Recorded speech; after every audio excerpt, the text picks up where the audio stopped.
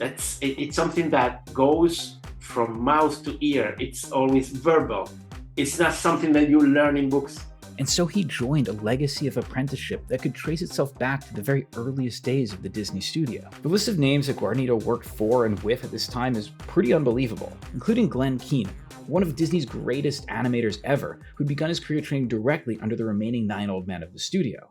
I remember this once I came to Glenn to show him one of the animation I was doing with the Tarzan's father, because I animated most of the scenes of Tarzan's father in the prologue. As he was talking to me about what he was doing, not even noticing that it was being a lesson for me.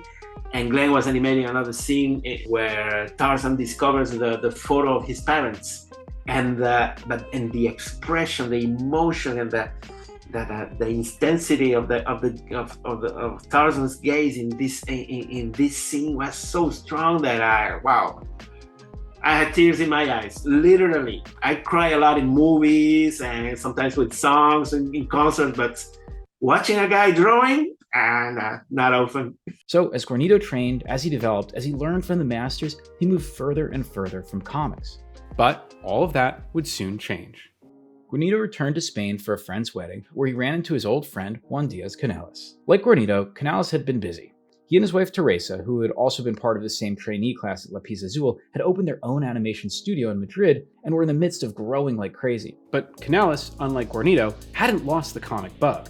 And during the wedding, he pulled Guarnido aside to show him what he'd been working on, a tiny black and white comic called Blacksad. I'm doing some detective stories with this character who's a cat. Actually, it's like a fable with animal characters, anthropomorphic animals, and I know I loved it from the first second, but I loved it in a bad way.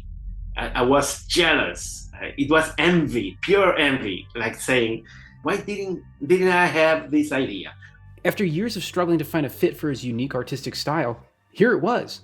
Canales' Blacksad story combined everything Guarnido loved: the cartoony Disney animals he'd grown up with, the dynamism of superhero comics, and the dark realism of the old masters. He couldn't stop thinking about it.